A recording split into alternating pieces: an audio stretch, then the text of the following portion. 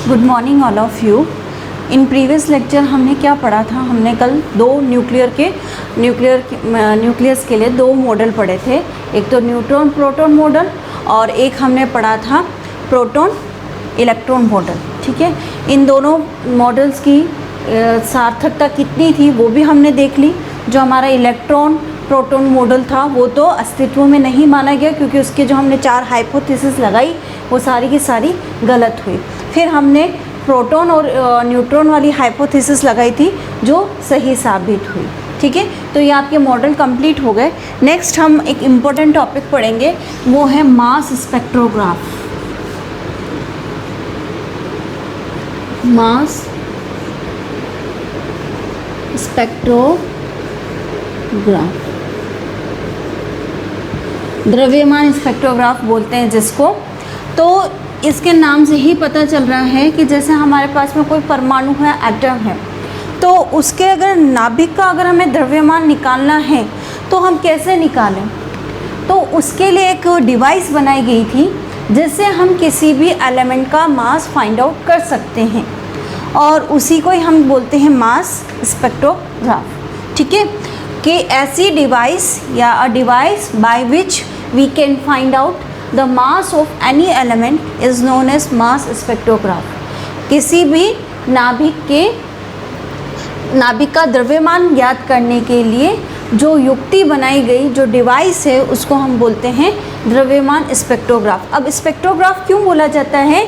क्योंकि हम इसको भिन्न भिन्न पथ से गुजारते हैं। जो हमारे जिस परमाणु का हमें मास फाइंड आउट करना है, द्रव्यमान ज्ञात करना है, उसको हम भिन्न भिन्न पाथ से गुजारते हुए देन हम क्या करते हैं, फोटोग्राफिक प्लेट जो होती है, फोटोग्राफिक प्लेट पे उनको क्या करते हैं, इंसिडेंट करवाते हैं, वहाँ पर उनको गिराते हैं। तो वो जो फोटोग्राफिक प्लेट है वो एक तरह से क्या बनाती है, इस तरह से स्पेक्ट्रम बनाती है, यानी कि लाइंस ऐसे स्पेक्ट्रम के रूप में बनती है। इसलिए इसको बोलते हैं मास स्पेक्ट्रम बोलते हैं, या फोटोग्राफिक स्पेक्ट्रम बोला जाता है, क्योंकि जो हमें स्टडी करनी है वो इस स्पेक्ट्रम के रूप में हमें उसका मास मिलता है। इस वजह से इसको बोला ही जाता है मास स्पेक्ट्रोग्राफ। तो जो फोटोग्राफिक प्लेट होती है उसके ऊपर हम क्या करते हैं, हमारे जो आयन्स हैं या जो एलिमेंट हैं जिनका हमें मास फाइंड आउट करना है, उनको लास्ट सिचुएशन में हम क्या करते हैं, फोटोग्राफिक प्लेट पे गिराते हैं, एंड देन वो क्या बनता है कि स्पेक्ट्रम के रूप में लाइंस बनती हैं। इसलिए इसको बोला जाता है फोटोग्राफिक स्पेक्ट्रम बोला जाता है। ठीक है, अब आप इसका क्या है, आपको ये, क्योंकि ये जो नाभिक है, नाभिक के अंदर भी तरह तरह की रिएक्शंस होती हैं, तरह तरह का, किसी के साथ न्यूट्रॉन प्रोटॉन कैसे रिएक्ट करते हैं, प्रोटॉन न्यूट्रॉन कैसे रिएक्ट करते हैं, तो उन सब के बारे में स्टडी भी हम इस मास स्पेक्ट्रोग्राफ की मदद से कर सकते हैं। इसलिए यह हमारे लिए बहुत असेंशियल है। तो आपको पता चल गया, the equipment by which mass of various element can be find out is known as mass spectrograph होता है। ठीक है, तो अब हम क्या करते हैं, इससे हम डिफरेंट मास फाइंड आउट कर सकते हैं।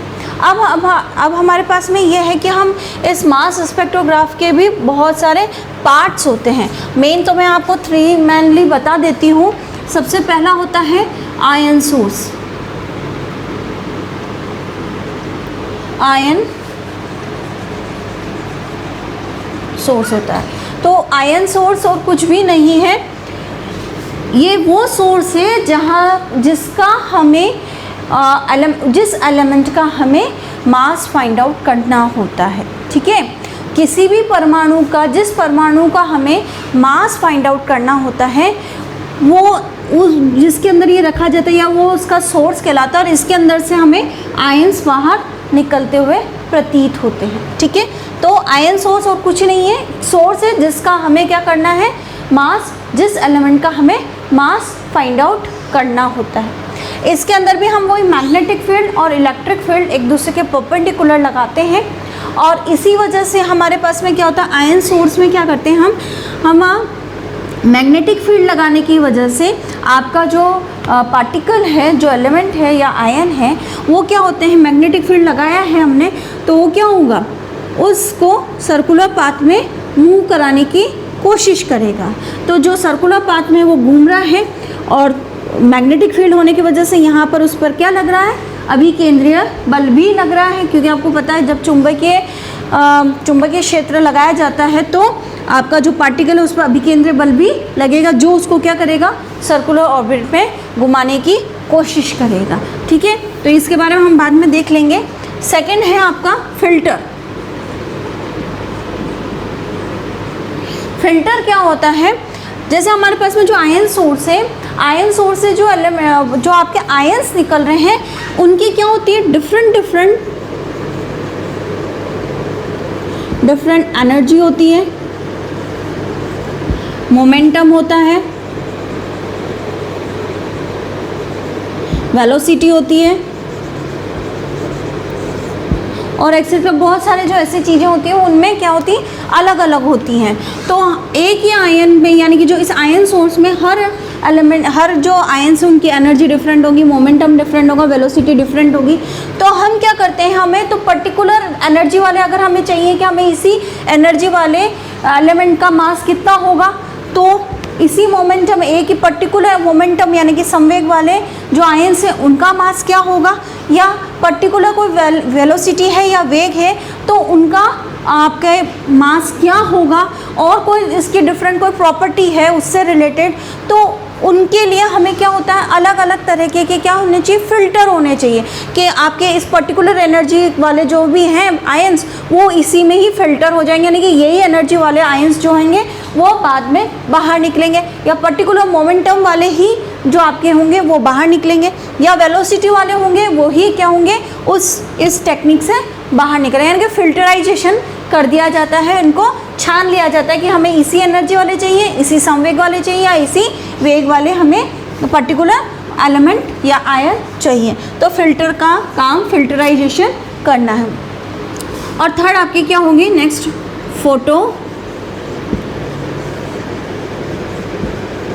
फोटोग्राफिक प्लेट होगी।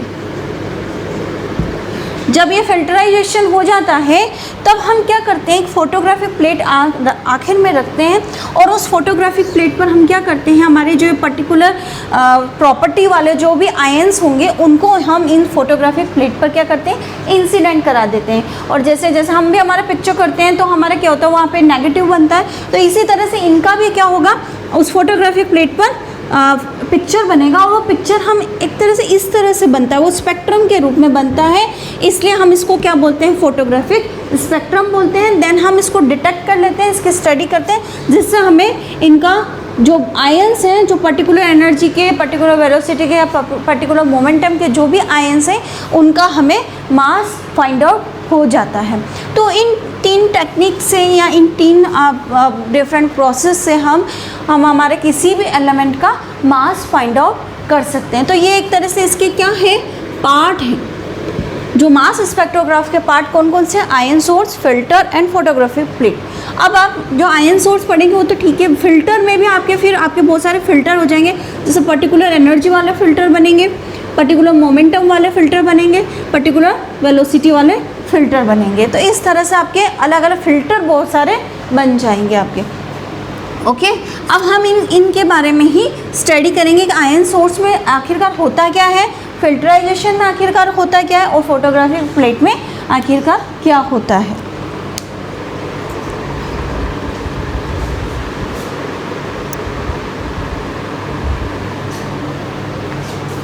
अब हम पढ़ेंगे आयन सोर्स के बारे में। अब हम इनकी डिफरेंट स्टडीज़ कर लेते हैं कि आयन सोर्स होता क्या है। आयन सोर्स और कुछ नहीं है, जिस एलिमेंट का हमें मास फाइंड आउट करना है, उससे जो एलिमेंट उसमें जिस एलिमेंट का हमें मास फाइंड आउट करना है वो आयन्स, वो जो एलिमेंट है वो हमें आयन्स के रूप में मिलता है। तो उसी को हम क्या बोलते हैं, आयन सोर्स बोलते हैं, कि the equipment in which provide हमें mass the element in form of ions. तो क्या होगा, वो डिवाइस जहाँ पर हमें जो एलिमेंट है, जिस एलिमेंट का हमें क्या करना है, मास फाइंड आउट करना है, वो हमें आयन्स के रूप में मिलता है, तो हम उसको क्या बोलते हैं, आयन सोर्स बोलते हैं। आयन सोर्स और कुछ भी नहीं है, जिस एलिमेंट का हमें क्या करना है, मास फाइंड आउट करना है, वो हमें जो एलिमेंट है वो आयंस के रूप में हमें मिलते हैं। अब इसमें क्या होता है, जैसे आपका कोई भी आयन है वो मूव कर रहा है, जैसे आपका ये आयन है, ये तो मैंने ऑर्बिट बना दिया, कोई भी आयन है आपका मूव कर रहा है विथ v वेलोसिटी से, तो इसकी परपेंडिकुलर डायरेक्शन में हमने क्या कर दिया, एक मैग्नेटिक फील्ड लगा दिया। ठीक है, मैग्नेटिक फील्ड लगाते ही अगर कोई भी आपका आयंस मूव कर रहा है और उसमें अगर हमने मैग्नेटिक फील्ड लगा दिया तो वो मैग्नेटिक फील्ड उसको क्या करता है, एक सर्कुलर पाथ में घुमाने की कोशिश करता है या उसको सर्कुलर पाथ में ही घुमाता है। तो सर्कुलर पाथ में घूमने के लिए जो आपका सेंट्रीपिटल फोर्स है वो भी रिक्वायर होना चाहिए, क्योंकि सर्कुलर पाथ में अगर घूमना है तो यहाँ पर उस मैग्नेटिक फील्ड के बराबर ही आपका एक सेंट्रीपिटल फोर्स भी यानी कि अभिकेंद्रीय बल भी लगना चाहिए, नहीं तो क्या होगा, वो इसके अंदर आ जाएगा। तो यहाँ पर वो सेंट्रीपिटल फोर्स इसको क्या करता है, सर्कुलर ऑर्बिट में घुमाने की कोशिश करता है, और वो अभिकेंद्रीय बल उस मैग्नेटिक फील्ड के बराबर होता है, तब जाके क्या होता है, आपका आयन एक सर्कुलर पाथ में घूम पाता है। यानी कि ये दोनों का मान क्या होना चाहिए, इक्वल होना चाहिए। अब मैं मानती हूँ कि मैं इसका अगर रेडियस r है तो centripetal force is equal to क्या हो जाएगा, आपका मैग्नेटिक फील्ड होगा।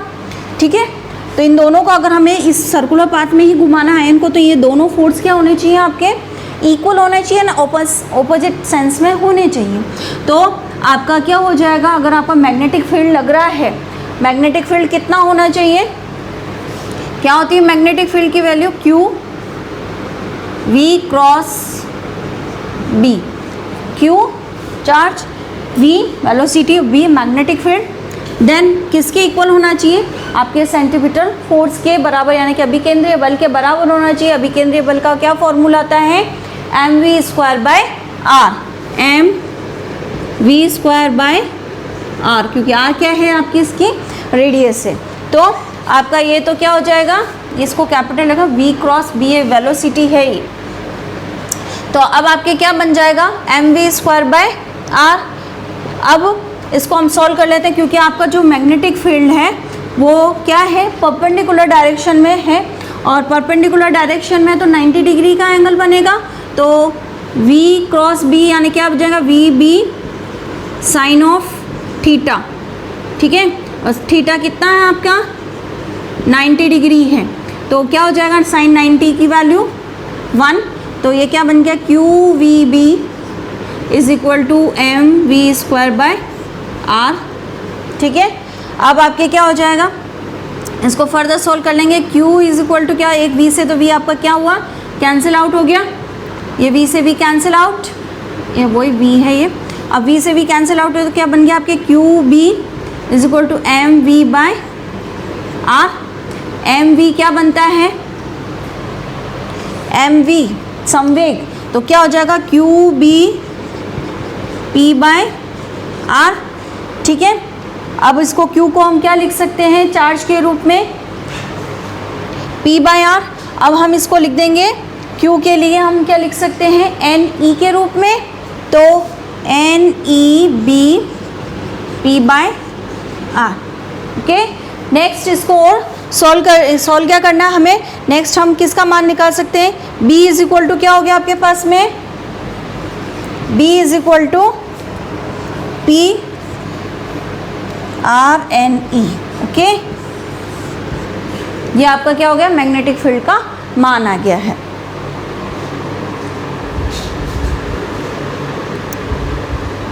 तो आपके इससे मैग्नेटिक फील्ड भी निकाल सकते हो, और momentum P is equal to क्या हो जाएगा आपका, एन ई आर बी। ठीक है, मोमेंटम ऑफ एनी पार्टिकल, है ना। तो ये आपका आयन सोर्स में क्या करते हैं हम, आयन सोर्स में कुछ भी नहीं, पार्टिकल के ऊपर हम मैग्नेटिक परपेंडिकुलर डायरेक्शन में मैग्नेटिक फील्ड लगाते हैं, जो मैग्नेटिक फील्ड उसको सर्कुलर ऑर्बिट में घुमाता है, और सर्कुलर ऑर्बिट में घूमने के लिए जो रिक्वायर्ड सेंट्रीपिटल फोर्स है वो मैग्नेटिक फील्ड के बराबर होता है, जिससे हमने ये condition P is equal to क्या निकाली, NERB। ओके, नेक्स्ट हम आयन सोर्स के बाद में हमारे पास में क्या आएगा, फिल्टर, और फिल्टर में भी हम क्या पढ़ रहे हैं, वेलोसिटी फिल्टर।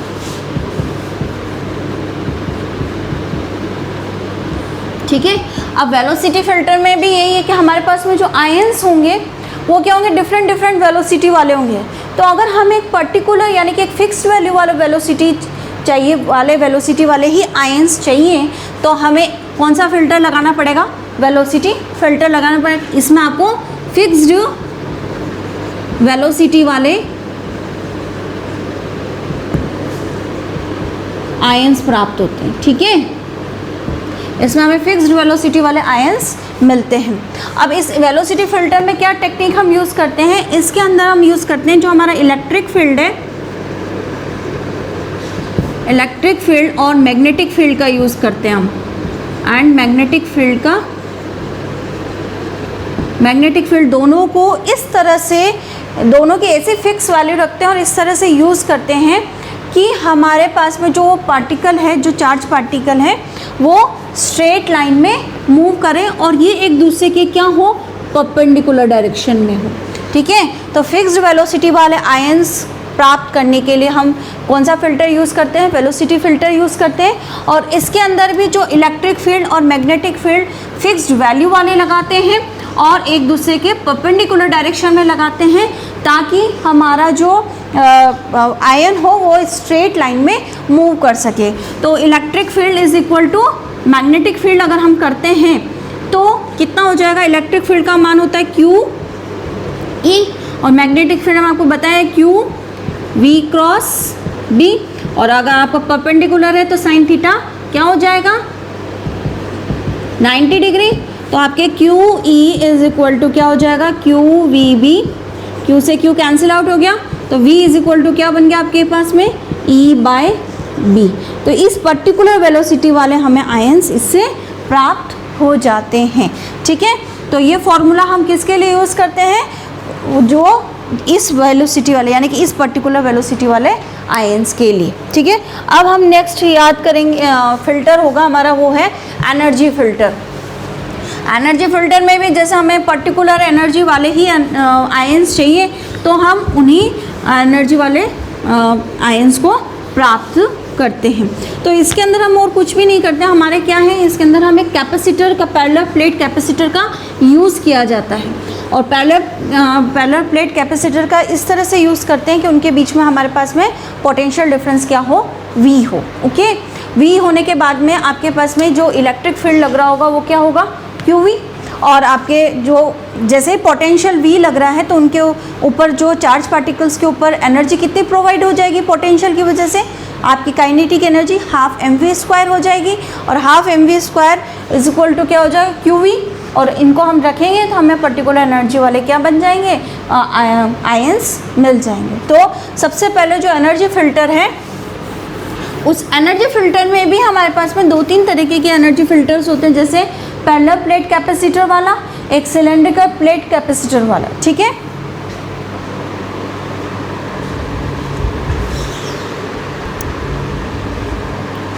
तो एनर्जी फ़िल्टर में हम क्या करेंगे?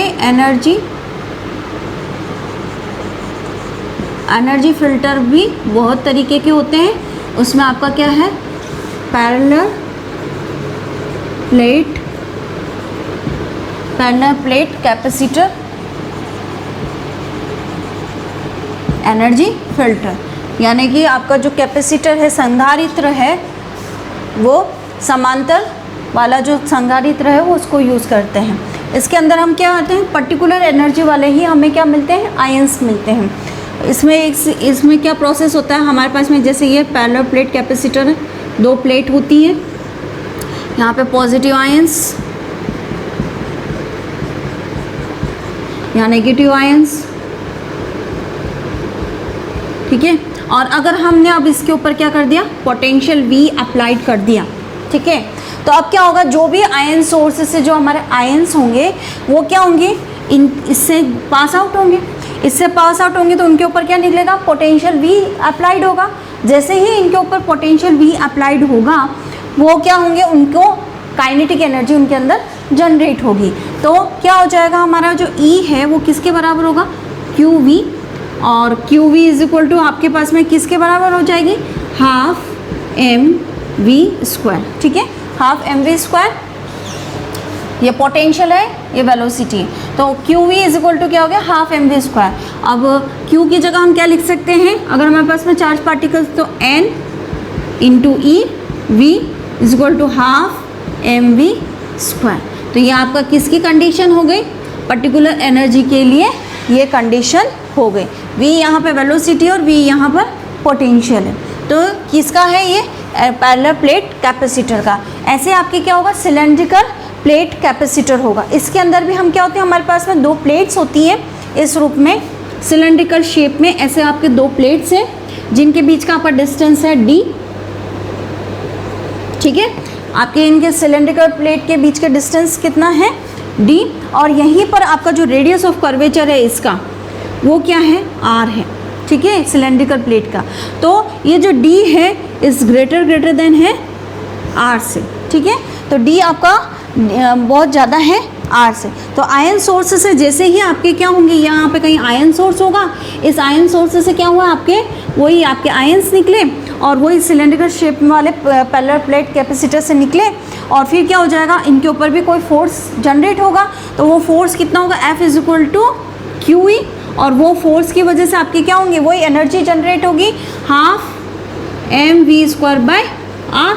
अब आप क्या करेंगे, लेकिन हमारे पास में जो v होता है, पोटेंशियल है, वो क्या होता है, ED, ठीक है। अगर हमारे पास में पोटेंशियल v = ED है तो हम क्या कर देंगे, Q और E की जगह हम क्या लिख देंगे, v/d, 12 mv²/r। नेक्स्ट हम इसको सॉल्व करेंगे। 12 mv² क्या है, क्योंकि पोटेंशियल अप्लाइड हो रहा है, पोटेंशियल अप्लाइड होते ही उनके ऊपर काइनेटिक एनर्जी जनरेट हो जाएगी। ये काइनेटिक एनर्जी का फॉर्मूला है। तो आपके पास में QV/d = हाफ mv² हो जाएगी। हाफ mv², यहाँ पर हम इसको पुट कर देंगे। ये आपकी अलग कंडीशन है, 1 minute.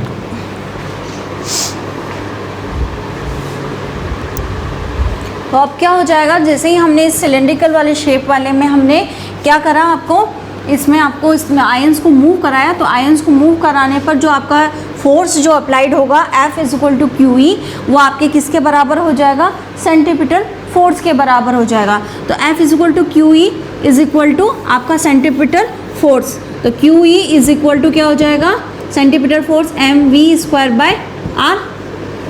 But we know that VE = क्या होता है, V होता है E/d।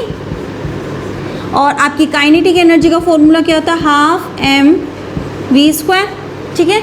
तो हम क्या कर देंगे, E की जगह हम पुट कर देंगे E की जगह हम क्या पुट करेंगे, V = ED होता है। तो हम क्या पुट करें, E की जगह V/d। तो आपके QV/d = क्या हो जाएगा, यहाँ पर वही है mv²/r। अब हम क्या करेंगे, इन दोनों तरफ से 2 से मल्टीप्लाई कर देंगे, क्योंकि हमें काइनेटिक एनर्जी के फॉर्म में बनाना है।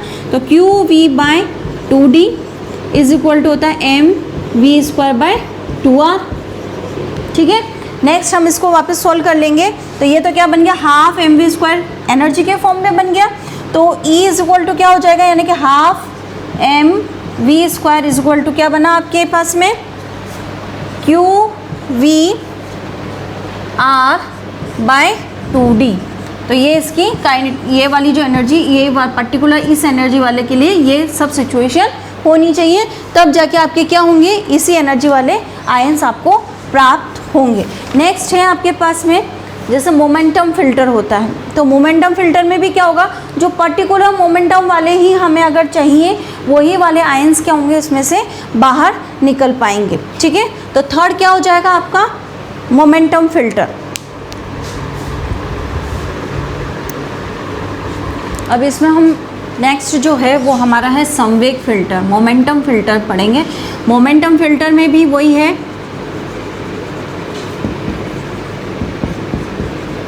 कि हमारे पास में अगर जो आयंस जो आ रहे हैं आयन सोर्स से, उसके क्या होंगे, एनर्जी तो एक जैसी होगी, लेकिन उनके क्या होंगे, आपके जो मोमेंटम है वो सबके क्या होंगे, अलग अलग होंगे, क्योंकि उनका मास क्या है, सबका अलग अलग है। उस वजह से आपका इनका मोमेंटम क्या हो गया, सबका अलग अलग है। अगर हमें एक पर्टिकुलर फिक्स वैल्यू वाले मोमेंटम वाले ही अगर आयंस चाहिए, तो हमें उनको किस फिल्टर से निकालना पड़ेगा, मोमेंटम फिल्टर से निकालना पड़ेगा। तो इसके लिए हम क्या करते हैं, हम एक ऐसा त्रिज्यखंडीय, ऐसा क्या है, एक सेक्टोरियल पथ बनाते हैं उसमें जो मैग्नेटिक फील्ड भी कैसा लग रहा है आपका, सेक्टोरियल ही लग रहा है इस रूप में, ठीक है। अब हम क्या करते हैं, यहाँ से उन आयंस को निकालते हैं। अब आयंस इसमें से निकले हैं तो उनके ऊपर क्या मैग्नेटिक फील्ड लगने की वजह से फोर्स अप्लाई होगा, वो क्या होगा, क्यूवी भी। अब क्यूवी भी जब इसके ऊपर लग रहा है तो वो क्या होगा, उनके ऊपर एक सेंट्रीफ्यूगल फोर्स भी रहेगा, जो उसको क्या करेगा, जो सर्कुलर पाथ में जो घूम रहे थे मैग्नेटिक फील्ड की वजह, वो क्या करेगा, उस त्रिज्यखंडीय मैग्नेटिक फील्ड की वजह से वो क्या होंगे, अपने सर्कुलर पाथ से विचलित होते हुए, कैसे, अगर यहाँ से एक्स इस डायरेक्शन में घुसे तो वो ऐसे नहीं मूव करके आपके क्या होंगे, इस वाई डायरेक्शन से ही बाहर निकल जाएंगे। तो इस मैग्नेटिक फील्ड और उनके बीच में जो आपका जो कंडीशन होगी, जैसे मैग्नेटिक फील्ड की कंडीशन हो जाएगी क्यू वी बी, क्योंकि परपेंडिकुलर है तो क्यू वी भी हट जाएगा, और वो centimetre force M V square by R, यहाँ पर इसकी रेडियस है आर माना कि क्योंकि हमने सेक्टोरियल मैग्नेटिक फील्ड इसमें अप्लाई किया है, ठीक है। अब आपके पास में क्या हो जाएगा, Q B is equal to क्या हो जाएगा, एम वी बाय आर। अब आप क्या लिख सकते हो, और एम वी क्या है आपके पास में, पी बन गया, पी बाय आर, तो पी इज इक्वल टू क्या हो गया, क्यू बी आर। तो ये पर्टिकुलर मोमेंटम वाले ही क्या होंगे, आयंस इससे बाहर निकल पाएंगे, और क्यू की जगह आप क्या लिख सकते हो, एन ई बी आर, ठीक है। तो इस मोमेंटम फिल्टर से भी हम पर्टिकुलर मोमेंटम वाले आयंस प्राप्त कर सकते हैं। सेम आपके क्या होंगे, एंगुलर वेलोसिटी फिल्टर भी होता है, यानी कि जो हमें कोणीय वाले, जो एक पर्टिकुलर कोणीय संवेग वाले अगर हमें आयंस चाहिए तो हमें क्या करना होगा, तो उसके लिए भी वही टेक्निक है कि एंगुलर वेलोसिटी फ़िल्टर का यूज़ किया जाता है। और इसके अंदर भी जो मैग्नेटिक फोर्स होता है वो क्या होता है, सेंटीपिटल फोर्स के बराबर होता है, यानी कि जब भी आपको मैग्नेटिक फील्ड लग रहा है वो मैग्नेटिक फील्ड किसके बराबर हो जाएगा, आपका अभिकेंद्रीय बल के बराबर हो जाएगा। तो एंगुलर वेलोसिटी वाले में, एंगुलर वेलोसिटी फ़िल्टर में आपका जो क्यू वी बी हो जाएगा वो आपके किसके बराबर हो जाएगा, M V square by R के बराबर। सेम वही situation, Q B is equal to क्या हो जाएगा, एम वी बाय आर, ठीक है। अब हम इसको नेक्स्ट वापस अपने जो हमें जो ओमेगा, क्योंकि एंगुलर की बात है तो एंगुलर के लिए आपके क्या हो जाएगा, अब वेलोसिटी ओमेगा के रूप में चेंज हो जाएगी। तो Q B is equal to क्या हो गया, एम वी बाय आर बन गया। v by R is equal to क्या हो जाएगा, क्यू बी बाय एम, ये बना आपका, ये फर्स्ट आपकी इक्वेशन। बट हम एंगुलर वेलोसिटी ओमेगा का मान क्या जानते हैं, ओमेगा इज इक्वल टू क्या होता है, v बाय आर। तो इसको क्या कर देंगे, omega is equal to Q B by M. तो आपके ओमेगा का मान क्या आ जाएगा, क्यू बी बाय एम। अब हम इसको, तो ओमेगा इज इक्वल टू आपके angular velocity Q B by M आ जाएगी, ठीक है।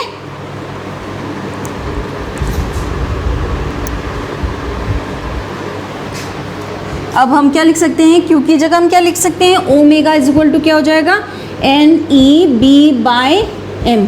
यानी कि अब इस पर्टिकुलर मैग्नेटिक फील्ड और मास वाले एंगुलर वेलोसिटी वाले ही आयंस इस प्रोसेस से बाहर निकल पाएंगे, ठीक है। तो ये आपका क्या हुआ, मास स्पेक्ट्रोग्राफ के डिफरेंट पार्ट्स हुए। कौन कौन से पार्ट्स हुए, एनर्जी, आपका आयन सोर्स, देन फिल्टर में भी हमने बहुत सारी चीज़ें पढ़ ली, जैसे मोमेंटम फिल्टर है, एंगुलर वेलोसिटी फिल्टर है, एनर्जी फिल्टर है, तो हमने ये सब फिल्टर पढ़े। देन फोटोग्राफी प्लेट के लिए मैंने आपको बता ही दिया, फोटोग्राफी प्लेट में और कुछ नहीं, जब ये आयन सोर्स सभी इन्हीं सब प्रोसेस से निकल के हम जब फोटोग्राफी प्लेट पे इनको इंसिडेंट कराते हैं तो हमें एक स्पेक्ट्रम के रूप में क्या मिलेंगे, इनके स्पेक्ट्रम मिलेगा, यानी कि इनके जो चित्र वो वैसे मिलेंगे। देन हम उसको स्टडी करते हैं जिससे हमें उसका मास फाइंड आउट हो सकता है, ठीक है।